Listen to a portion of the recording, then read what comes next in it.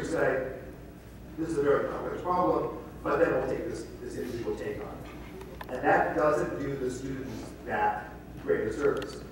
Teaching to the strength is wonderful if this is a course in material science of energy, physics of energy, or economics of energy, but it's not great if you really want to get people tied into all the things going on. So that's the hard part. And unfortunately, almost every program that does energy in the country has a very strong bias to what I came out of physics or engineering, and has bits of pieces and a few converts from other areas. So finding a way to make it really dialogue is hard. And so I read just recently a wonderful job ad that came out of it.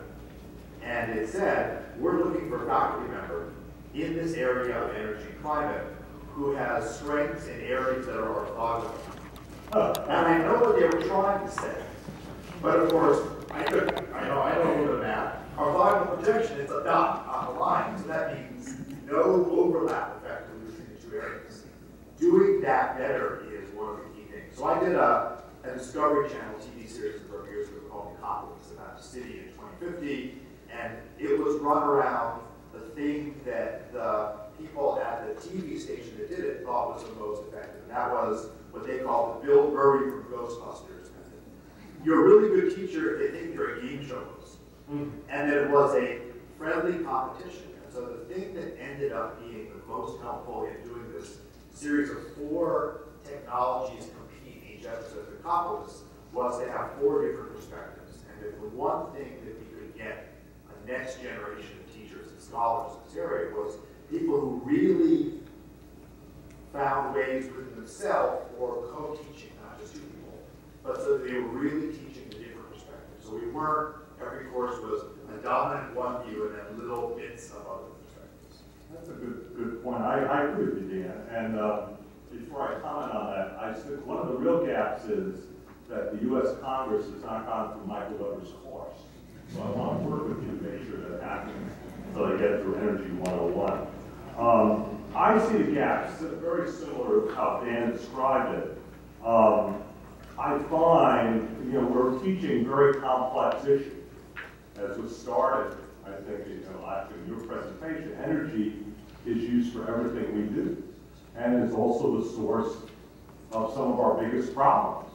We use more energy, more water for energy in the United States than we do for agriculture. So it's a water issue.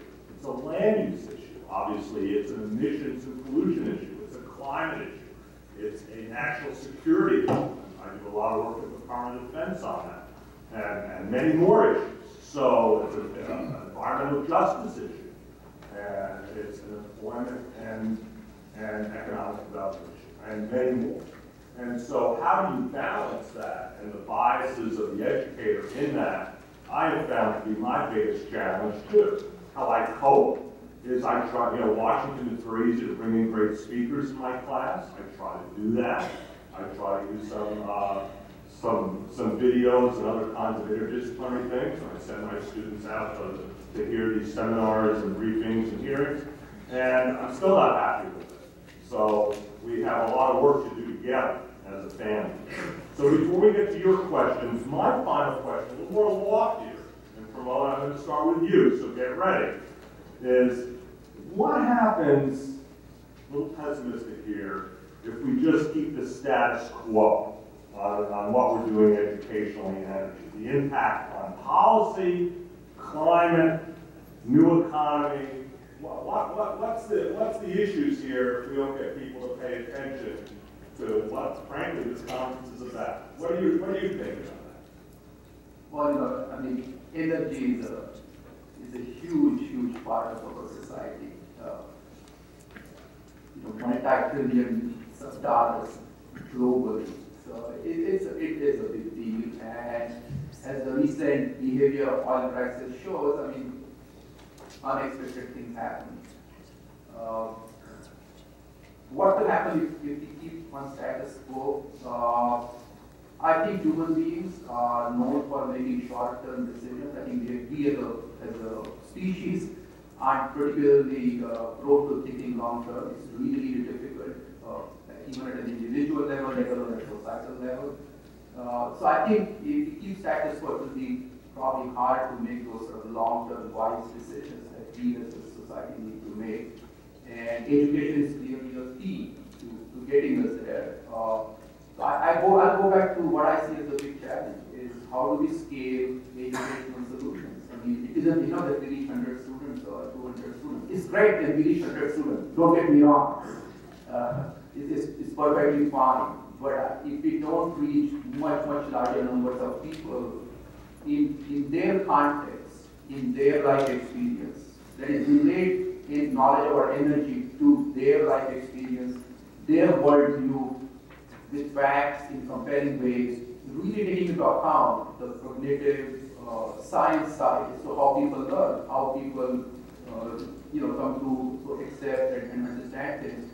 I don't think we will make a lot of progress. I would very much want us to see much greater integration of learning theory and sort of societal context, community context, individual context, family context, in order to make a real difference. Dan? So I think we've said different parts of it all the way along. The energy is the biggest industry on the planet. Food is the second biggest industry, with 2 illegal ones in between, that we won't mention. But we aren't anywhere near equipped with people working on energy, both the research side and also the education side, to match the fact that it's the biggest industry. It's great to have this full room here, but this is trivial in numbers compared to how big this is on the global stage. And all of the most interesting aspects of energy are things that we as humans are really bad at. We're not good at long-term decision making. We're not good at understanding discount rates or changing those discount rates if we think that they're the ones that we get from the banks aren't the right social ones. Canaro, the paper on declining discount rates, is a great example, a very wonderful calculational problem for all your courses, but it's really hard to do in practice. And we're really bad at thinking about things in absolute consensus. So the fact that under US administrations and under China until recently, much of the energy discussion around climate was based around energy intensity of economies, whereas nature doesn't give a rat's rear end about the energy or carbon intensity, it cares about the total amount we use. So we need to get all of those natural constraints on energy tied into things that we're able to teach around. And that's a very difficult part of the process. The whole sort of energy behavior revolution that O-Power and other companies have taken up was really based on an incredibly simple piece of behavioral psychology, which is that we're not good at absolutes, but we're really good about rating ourselves relative to other people, our neighbors. We want to be epsilon better than them or worse than, depending on your perspective. And that's a really fundamental observation.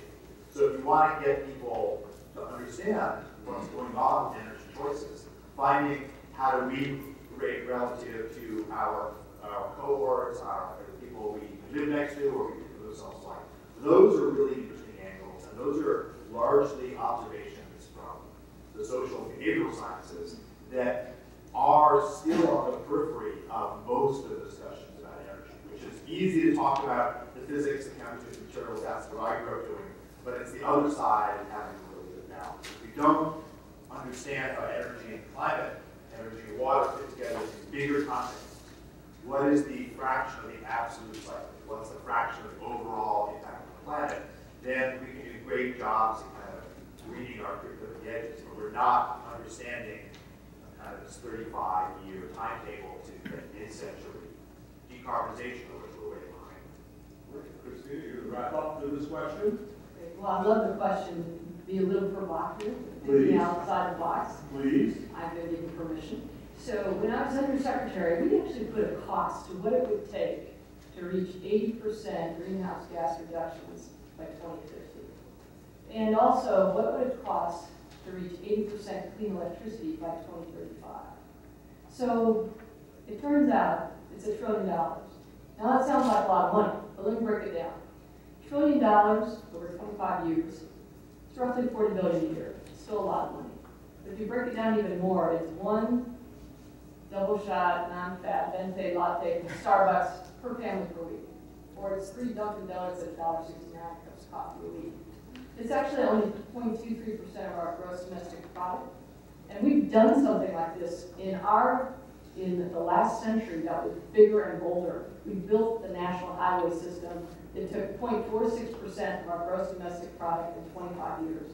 If we put half of that towards cleaning the environment, redoing our grid, decarbonizing the electric sector, electrifying the light-duty transportation sector, off-grading air into train, et cetera, et cetera. You can read the plan and get it to you. It's part of the all the above strategy. We could do it, and it would be half of what we already done.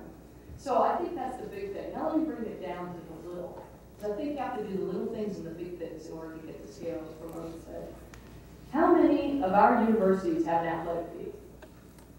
All the universities I've got have an athletic fee. How many of us have a sustainability fee? Awesome. How many should?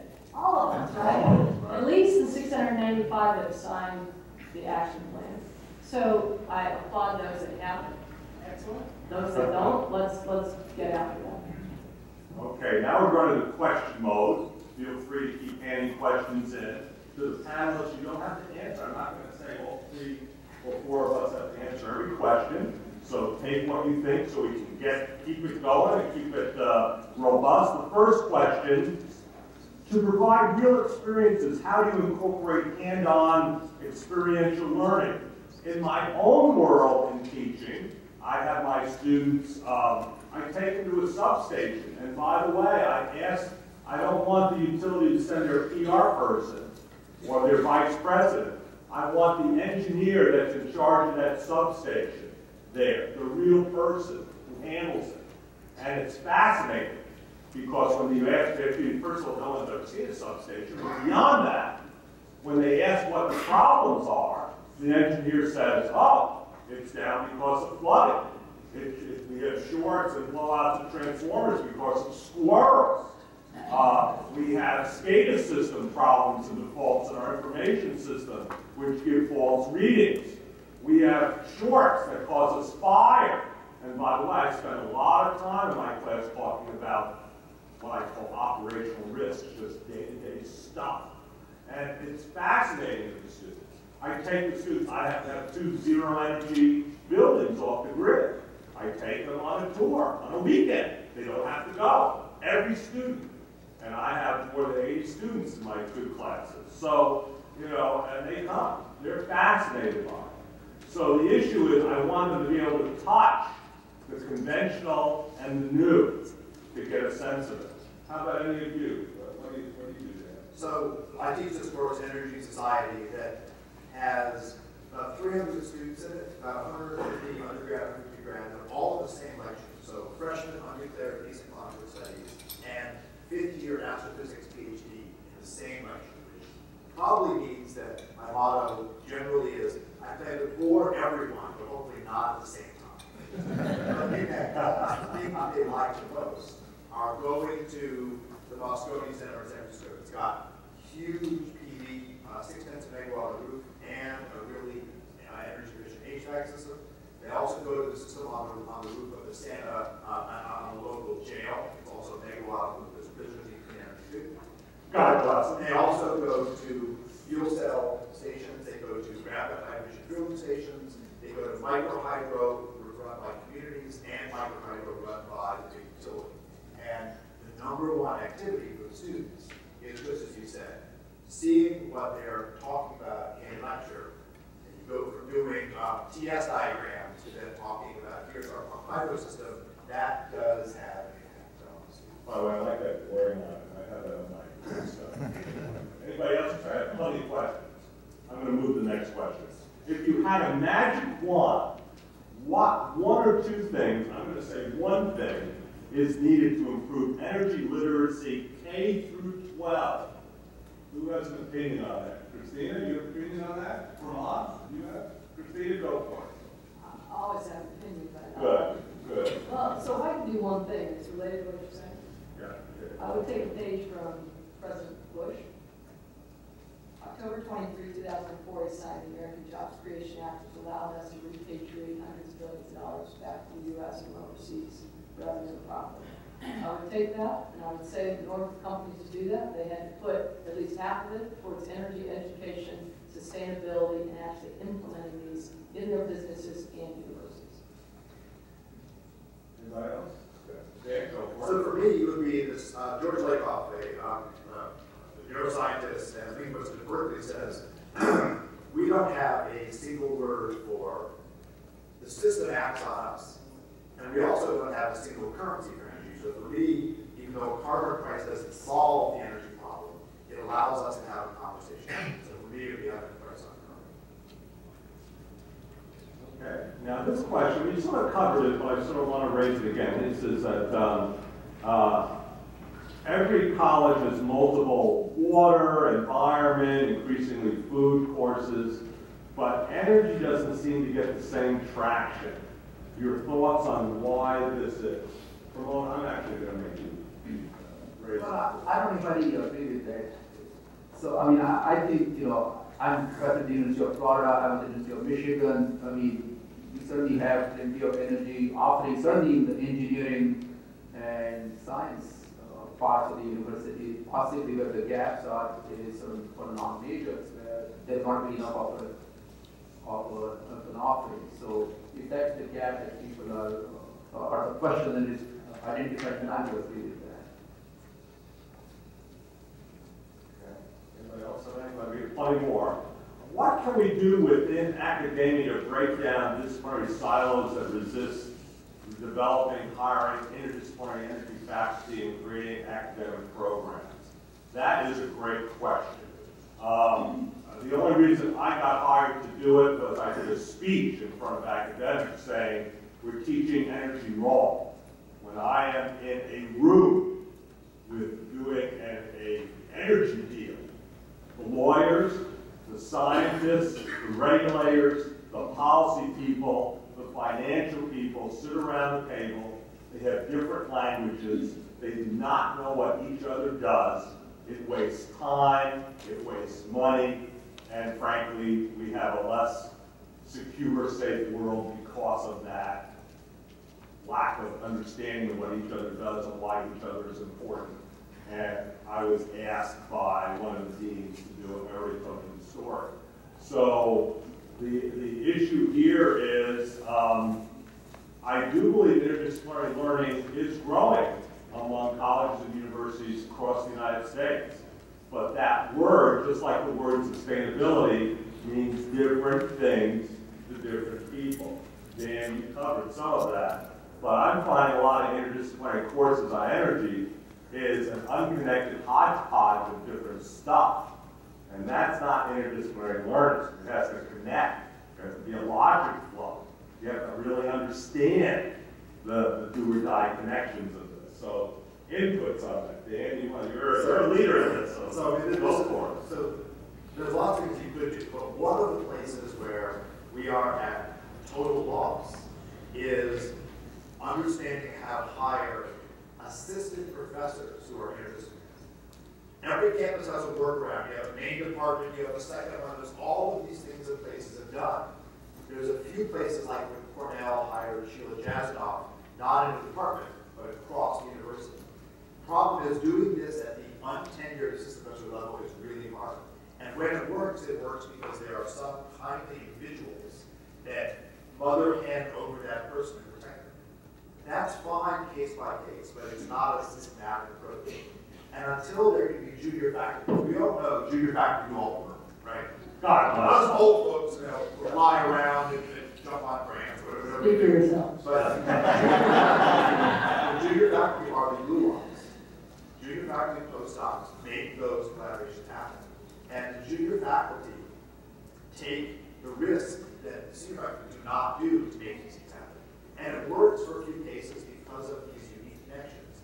But it doesn't work anywhere systematically. Even the places that say it does, it's because there are some unique individuals who really care.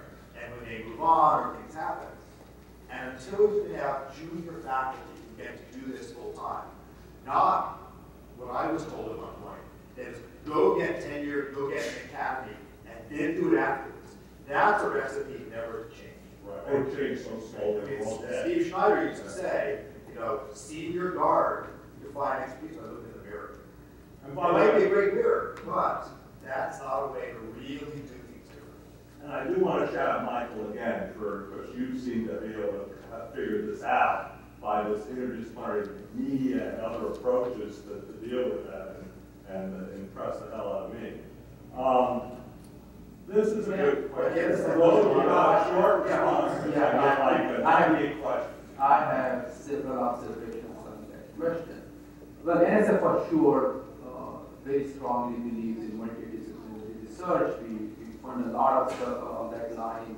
Our SEAS initiative, which is very close to this meeting, science, engineering, and educational sustainability, is very much a multidisciplinary initiative. So, NSF does it's part of pushing the academic enterprise, has its roots going back a couple of thousand years in very disciplinary thinking. And the issue is, or the problem is very fundamental.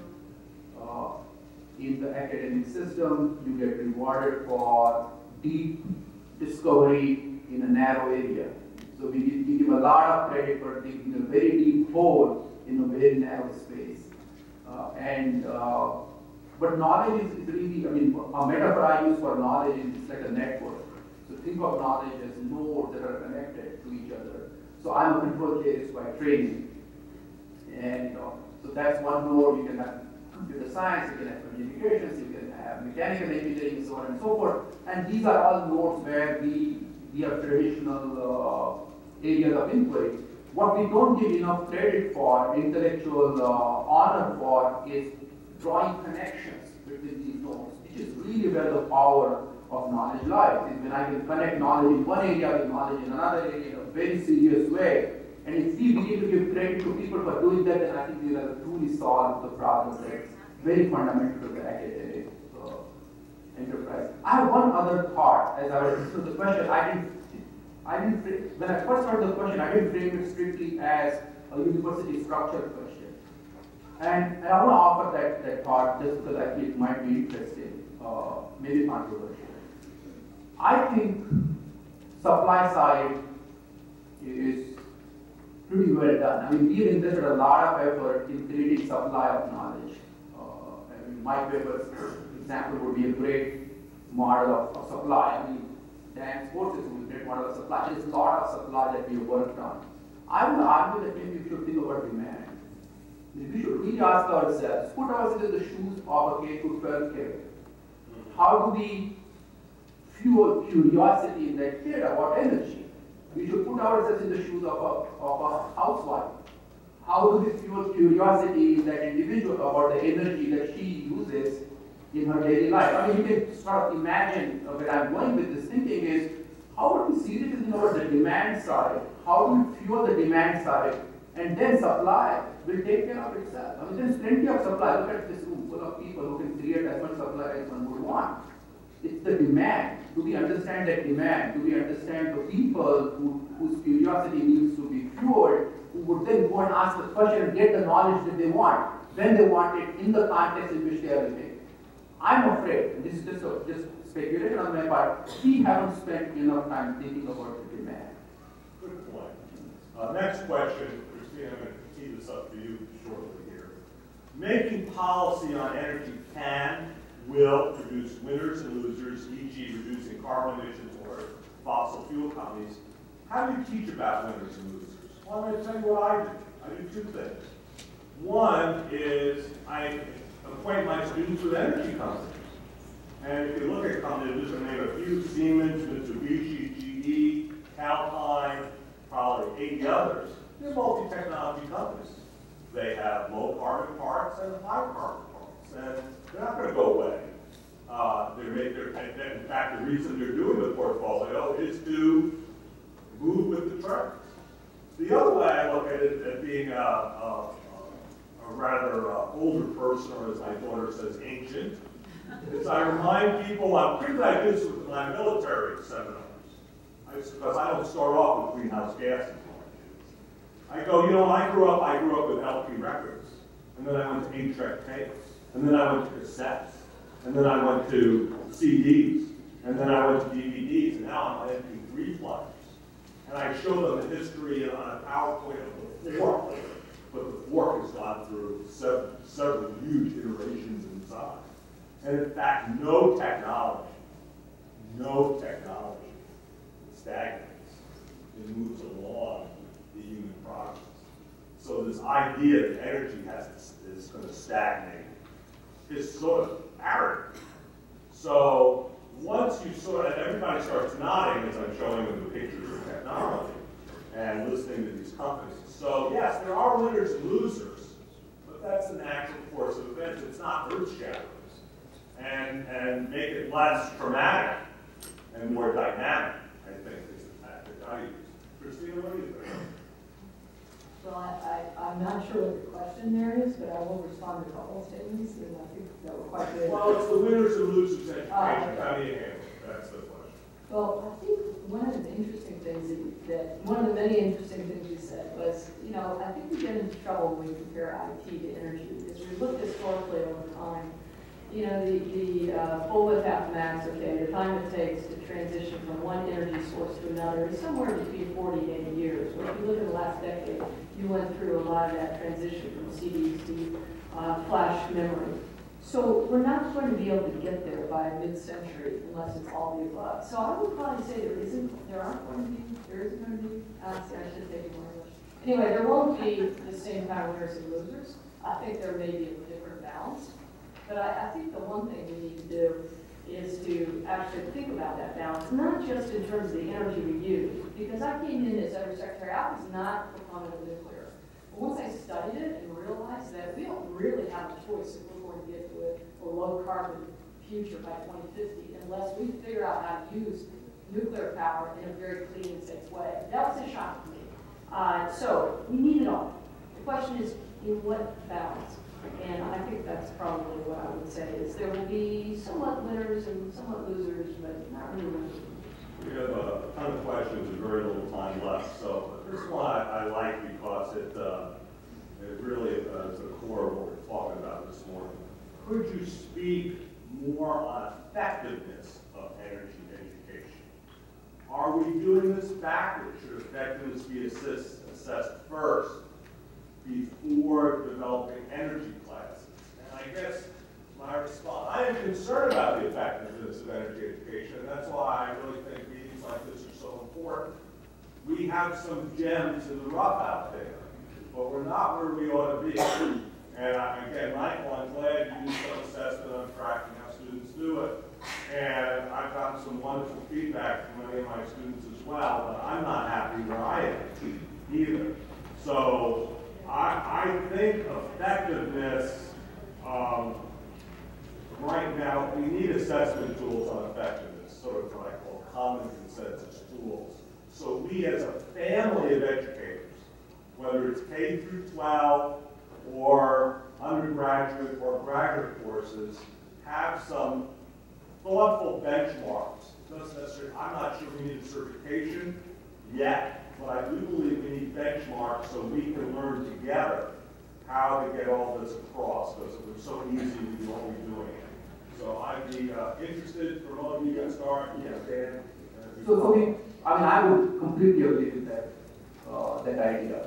In fact, NSF is very, very focused on assessing any educational interventions that we support into the research. So we really want to know what works, and how do you know it works, and what are the conditions under which it works. And it would be really marvelous for us to have that kind of knowledge that this particular kind of material delivered to this kind of audience has this kind of outcome. Having good, strong data and science of measuring effectiveness is absolutely critical to making progress. NSF funds quite a bit in that direction. So I would ask, if you're interested in this, to take a look at what NSF is funding. I mean, one of the great things about NSF website, there are many things that are not so great, but one thing that's really good is you can find what was funded in any given program in the last as many years as you want. And so I would very much encourage you to take a look at what we have funded in terms of if assessment is something that appeals to you. Take a look at what we have done, and that would give you sort of state of the art on where that subject is in terms of this overall assessment of educational interventions. So this is a hard one. I mean, if you really limit it to energy education, not the broader issue, Right. energy makes the right or wrong one. I do think that when you look at the last 8 to 10 years, the NSF's huge shift towards multi-investigator projects and not having a token social scientist or chemist, but having true teams, that really has changed what's going on in a lot of universities, and that's great. That, filtering that down through K-12, through community colleges, is a harder picture because they don't have that same level. So when you think about effectiveness on the educational side, one of the real challenges is that we have this process where most of us have invented the curriculum ourselves. And that we pull together, and we used to do readers, now readers are thankfully gone, but we pull together the things that we tend to use, and we reinvent. And so I teach with an economist at Berkeley a class called Environmental Plastics. And I assume this for graduate students in a really, really selective program. We select less than 8% of the students that apply. It's a very focused down group. And the number of those who have gotten all the way to graduate school and haven't read Jane Jacobs and the American Cities, haven't read Silent Spring, haven't read The Monkey Wrench Gang, haven't read Harrison Brown, The Challenge of Man's Future, haven't read the classics in their field, that's a huge problem. That means that we've done something wrong. Because while a lot of the facts go out of date, really elegant ideas and go into teaching energy, we might recreate a reasonably good version, but none of us individually recreate all of those ideas well. So we just don't do a good enough job of building and understanding our own history. That's a great way to end. We are out of time. Please give this great panel.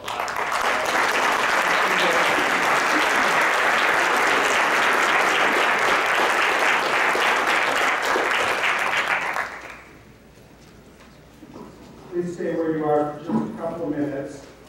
First, I want to thank everybody on the panel. It's very exciting and provocative and inspiring, and I will talk with you in a moment how we are, I hope, to capture some of the motivation and energy from this group. But first, let me introduce myself. I'm David Blockstein with the National Council for Science and the Environment, and I'm the Executive Secretary of our Council of Energy Research and Education Leaders, and we're delighted to have all of you here at our first National Energy Education Summit. And I guess what we do for the rest, continuing today, will determine whether it's the first and only or not. No, this is going to be. Well, one of the ways that it is possible is that we do have wonderful sponsors, and so I want to thank the National Science Foundation, in particular the Sustainable Energy Program in the Engineering Directorate, providing a workshop grant, the U.S. Department of Energy, in particular the Office of Energy Efficiency and Renewable Energy, are co-sponsors and do a cooperative agreement. The National Energy Education Project, Education and Development Project NEED, and the National Hydropower Association, each of which are sponsoring this summit and making it possible. So, what are we going to do the rest of the day? Well, you've been great listeners. Many of you have been great writers and giving us provocative questions. We're going to be breaking into smaller groups, as you know. The next thing that we'll be doing is giving you an opportunity to continue with your listening skills in terms of presentations within our 14 sessions. And then the whole afternoon will be devoted to being great discussants and also continuing great listeners. But collectively, we are the revolution in energy education. Our goal here is to organize, to plan, to figure what are we going to do in this, if we do have another summit a year from now, what are we going to do in this year? How are we going to move energy education from, I think we're actually, we're on the cusp of a real breakthrough and a breakout. But how are we going to do that? And so we will have these 14 sessions, and I want to thank in advance the session leaders, the organizers who have put this all together. I want to thank the invited discussants and speakers who are going to be giving us some additional information and ideas. And I want to thank each of you for what you're going to do in terms of putting together an action plan. What do we need to do in K-12 education? What do we need to do to advance experiential education? What do we need to do to connect energy and the law, et cetera, et cetera? And so we want you to, you've signed up for sessions. We do hope that you'll go to the one that you signed up for, but we can't enforce that. We want you to go to the same session both this morning and this afternoon. So this morning we'll give you additional information from some of the leaders, but we also know that the expertise resides in every individual here in this room and in this summit. And so in the afternoon, you're going to be working together and sharing what you know and figuring out what are our next steps. And then we may come back to some of these funding agencies and others to say, okay, we're ready. Let's get to work. So a few logistical things.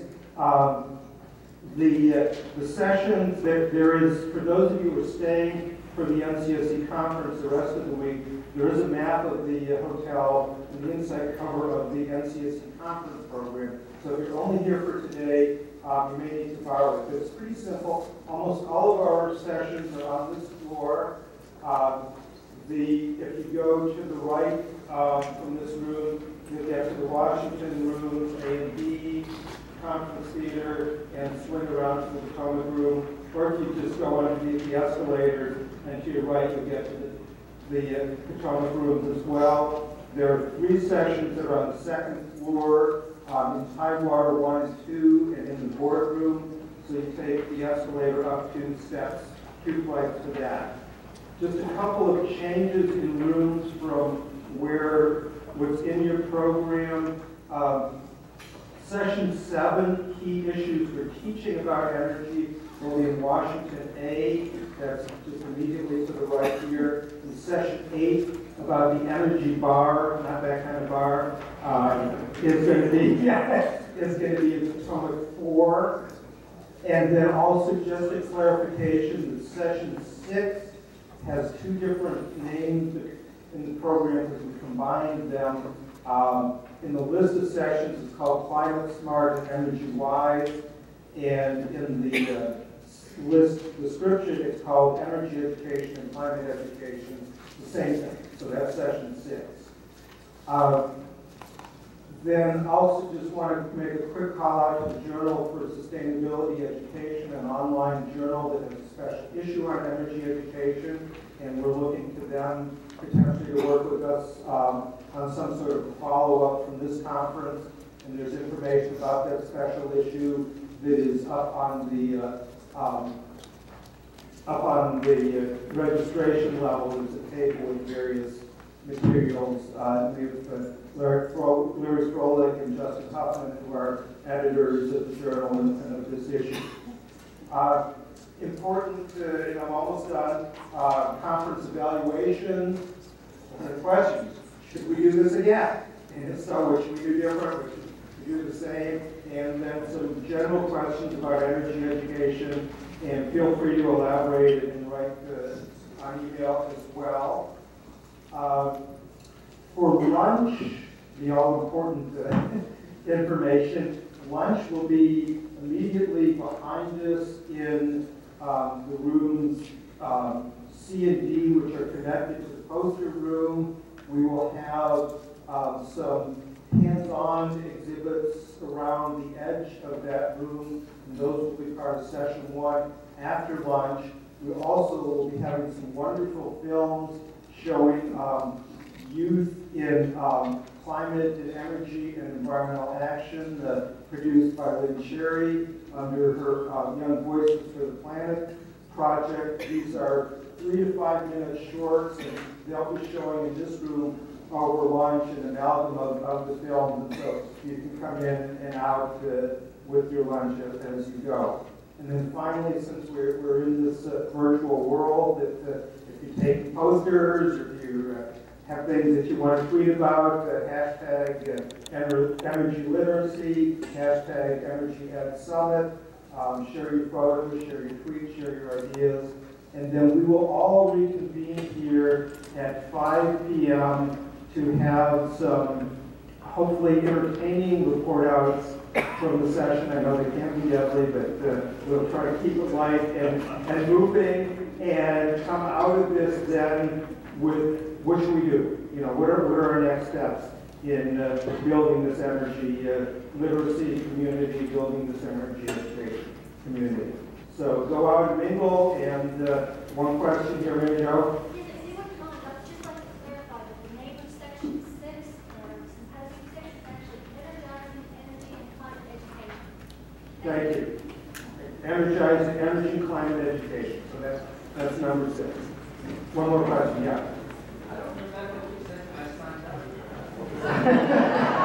Well, there is a law of mobility. I have a list, and there should be some lists. You can come up and see me at the end.